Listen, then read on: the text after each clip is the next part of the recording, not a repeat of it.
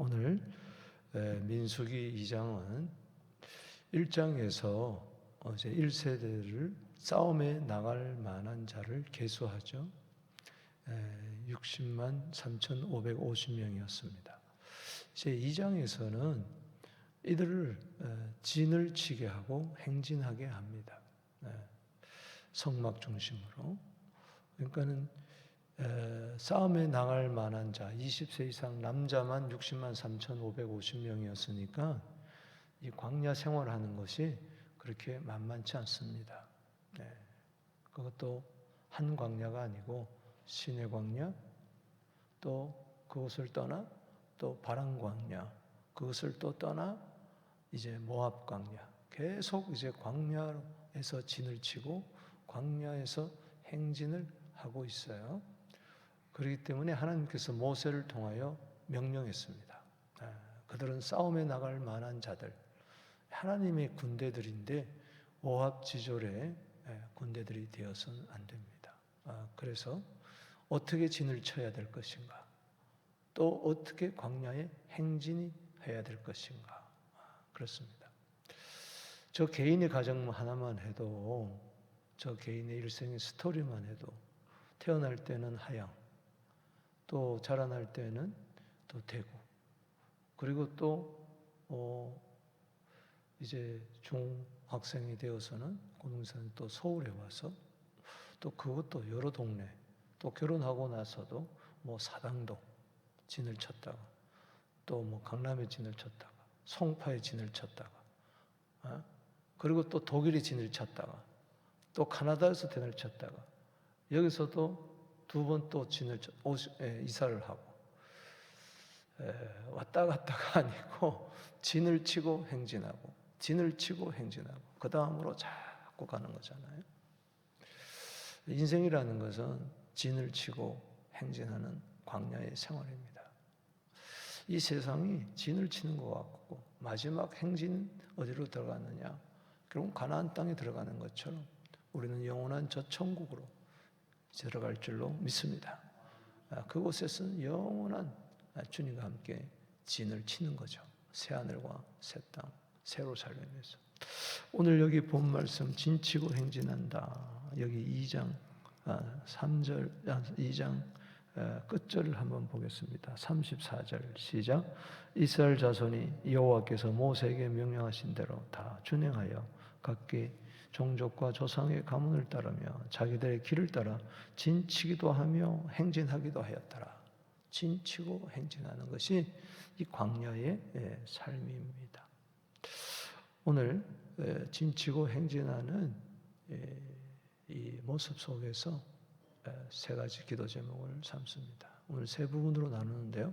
1절에서 2절, 그리고 3절에서 31절, 32절에서 34절까지 세 부분으로 나누면서 기도 제목을 삼습니다. 어떻게 진치고 행진해야 될 것인가? 먼저 1절, 2절에서는 하나님 중심으로, 따라합시다. 하나님 중심으로. 우리 1절, 2절을 한번 보겠습니다.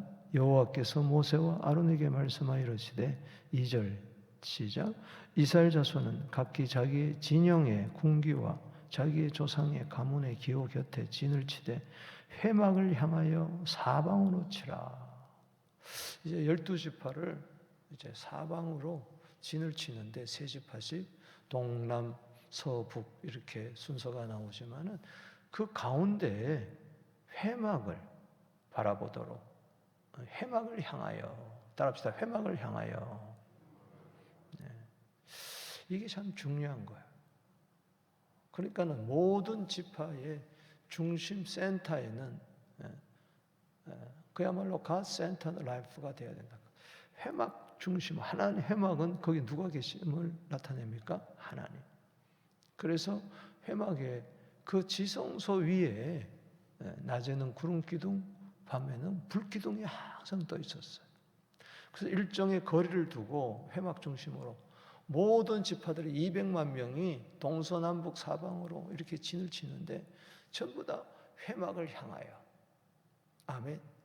여러분들이 어디에 살면서 진을 치고 있든지, 브람톤에 진을 치고 있든지, 또 토론토에, 미시사가에, 저 옥빌에 진을 치고 있든지 항상 여러분들은 하나님을 바라보게 되기를 바랍니다. 그 성막을 가르쳐서, 물론 이스라엘 전체를 광야교회라고 하지만은 그 성막을 가르쳐서 광야교회, 사도행전 7장 38절에 어제 말씀드렸듯이 천사가 함께하고 하나님의 살아있는 말씀이 들리는 그곳, 회막에서 말씀한다. 1장 1절 열면서 회막에서 말씀한다. 레위기도 회막에서 하여튼 회막 중심으로 돼야 돼요. 여러분들이 아빠 중심으로, 엄마 중심으로, 아들 중심으로, 장자 중심으로 아닙니다. 여러분들이 직업 중심이 아니에요. 어디에 살든지 무엇을 하든지 회막을 향하여, 따라합시다. 회막을 향하여. 이거는 하나님을 향하여, 하나님을 향하여. 하나님이 센터가 돼야 된다. 교회가 센터여야 된다. 내가 늘 말씀하지만 여러분들이 교회로 오는 게 아니고 교회에서 여러분들 진을 가는 겁니다. 항상 교회가 중심이 돼야 돼요. 여기가 삶의 근거지가 돼야 된다. 거기가 성막이고 증거의 장막이고 거기가 성소고 거기 하나님 계신 곳이고 그래서 우리가 거기서 말씀이 나오는 것이고 그래서 이 회막을 향하여 이것은 하나님 중심 또 나아가 교회 중심 나아가 말씀 중심 항상 이 센터 이 중심이 딱 서 있어야 될 줄로 믿습니다. 누가복음 2장 49절에 내가 내 아버지 집에 있어야 할 것을 알지 못했습니까? 12세 소년이 벌써 항상 성전 중심이 있었어요. 이스라엘 지파들이 다 흩어져 살지만은 절기가 되면은 그 성전으로 모이는 것처럼 항상 그곳을 향하여 사모함이 있어야 됩니다. 시편 26편 8절에 보면 이런 말씀이 있어요. 여호와여 내가 주께서 계신 집과 주의 영광이 머무는 곳을 사랑합니다. 그래서 여러분도 실제적으로 적용한다면 여러분들이 항상 교회 중심으로 신앙생활할 때 그것이 하나님 중심이고 예수 중심이고 말씀 중심이고 흔들리지 않는 신앙이 될 줄로 믿습니다. 내 신령 한복판에 성부 성자 모시고 교회가 항상 내 안에 있고 그 자체가 교회 아닙니까? 말씀 중심으로 살아가게 되기를 바랍니다. 뭘 중심으로 사느냐? 돈 중심으로 사느냐? 성공 중심으로 사느냐가 아니고 하나님 중심으로 살면 다른 모든 것은 주님이 광야에서 먹을 거 입을 거 다 책임져 주시고 승리할 줄로 믿습니다. 두 번째 3절에서 31절까지는 진치고 행진할 때 질서정연하게 따라합시다. 질서정연하게 이게 너무 중요한 거예요. 자, 200만 명이 나는 동쪽에 살고 싶다 해서 동쪽에 살고 난 해 뜨는 곳이니까 전부 다 그러면 어떡하겠어요? 안 된다는 거죠. 하나님이 너는 동쪽에 살아라 하면 동쪽에 살아야 되고 너는 남쪽에 살아야 북쪽에 서쪽에 각 지파별로 세 지파씩 성소 중심으로 행진할 때도 성소. 자 보세요. 여기 17절을 한번 보십시다. 17절 2장 17절입니다. 시작. 그 다음에 회막이 레위인의 진영과 함께 모든 진영의 중앙에 있어 행진하되 그들의 진친 순서대로 질서죠. 각 사람은 자기 위치에서 자기의 길을 따라 앞으로 행진할지니라. 자, 진을 칠 때에 또 행진할 때에 항상 그 센터 중앙에 뭐가 있어야 됩니까? 성막이 있어야 되고 이 성막 중심에 누가 있느냐? 레위인들이 동서남북 사방으로 이렇게 먼저 진을 치고 나머지 12지파가 동서남북 사방으로 세 지파씩 진을 쳤습니다. 그래서 동쪽에는 따라합시다. 동, 남, 서, 북, 이제 동쪽에는 이제 성소로 들어가는 길이 해 뜨는 곳이에요. 여기에 12지파인데 세 지파씩 세우는데 각 지파의 대표가 있었어요. 그래서 이쪽은 동쪽은 유다 지파 중심으로 해서 유다 진영, 그리고 이 남쪽은 르우벤 진영이라고 해서 르우벤 중심으로 세 지파, 또 이 서쪽에는 에브라임 진영이라고 해서 에브라임 지파 중심으로 셋, 북쪽은 단 진영이라고 해서 단 지파 중심으로 또 세 지파가 있었습니다. 그렇기 때문에 어제 지휘관을 세웠잖아요.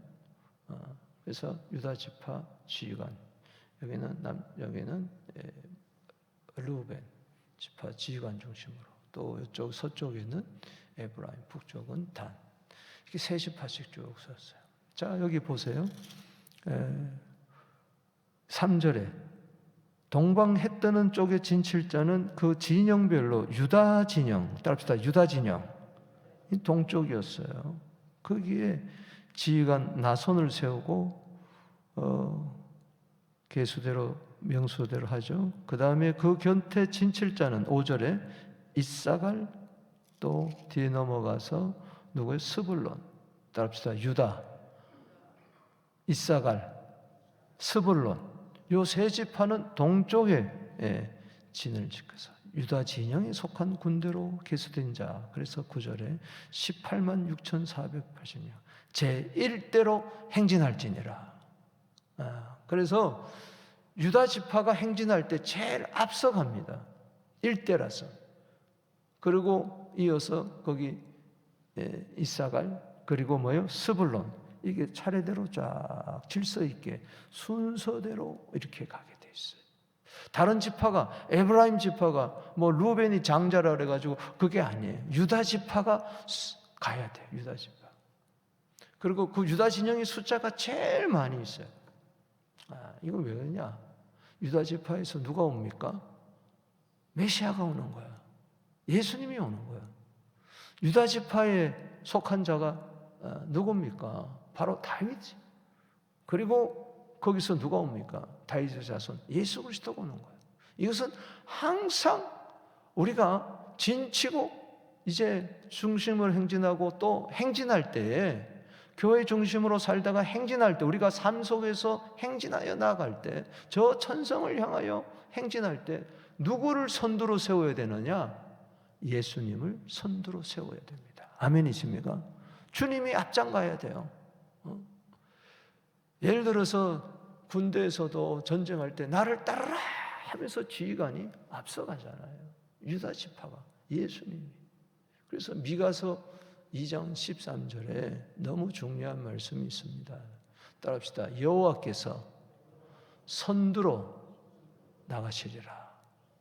선두가, 내가 선두가 되어서는 안 된다. 내가 선두가 되어서는 안 된다. 그런데 오늘 내가 선두할, 주님이 날 따라오면 되겠습니까?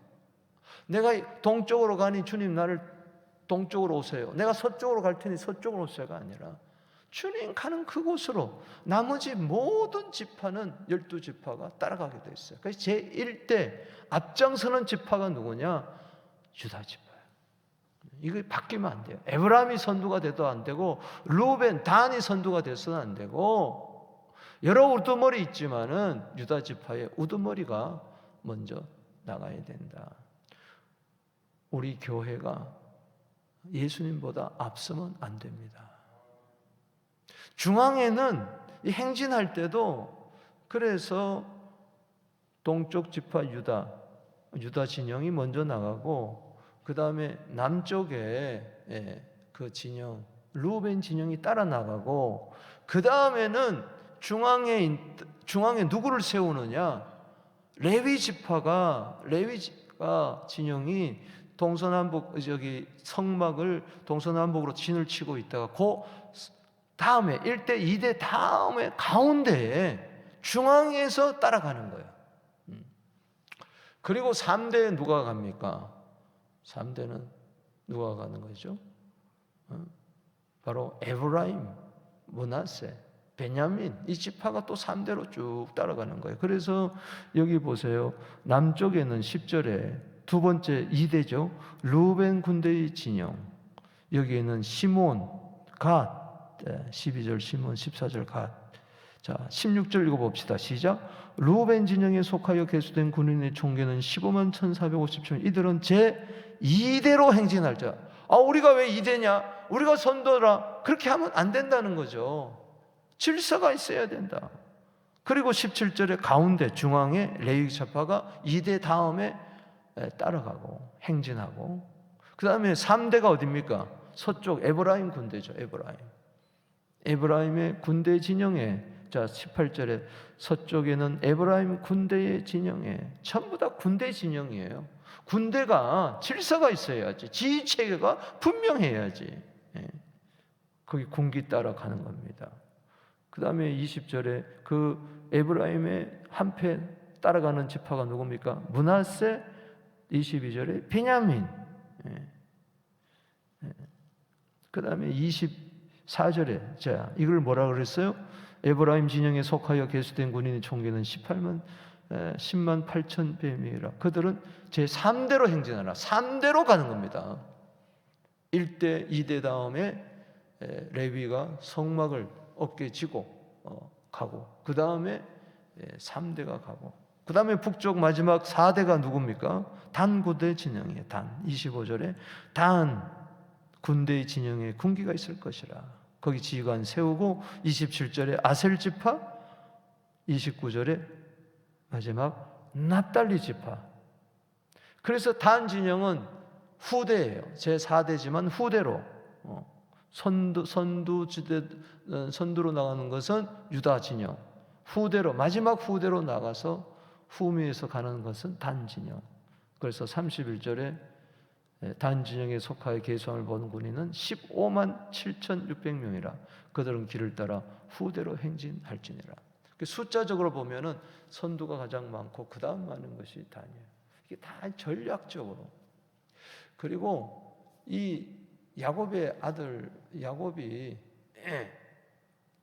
그 라헬, 레아, 그리고 그 빌하, 그 소생, 그 첩들, 이렇게 해서 4명의 손을 통해서 12자손을 놓잖아요. 그것들을 다 이렇게 묶어가지고 이렇게 질서정연하게 하는 것을 우리가 알 수가 있습니다. 여러분, 교회는요 질서예요. 따라합시다. 교회는 질서가 있어야 된다. 이 광야 교회가 군대인데 군대가 질서가 있어야 된다. 그래서 지휘관 중심으로 철저하게 잘 움직여야 된다. 중구난방식으로 하면 안 돼요. 그래서 행정도 참 중요한 거예요. 제가 여러 교회를 다녀보지만은 부흥하는 교회는 행정이 잘 돼 있어요. 지휘 체계가 잘 돼 있어요. 질서가 있어요. 그런데 10년, 20년, 30년, 40년 가도 부흥이 안 되는 교회는 지절해요. 이 사람 큰 소리 하는 사람 중심으로, 돈 있는 사람 중심으로, 그때 다르고, 이게 참 문제죠.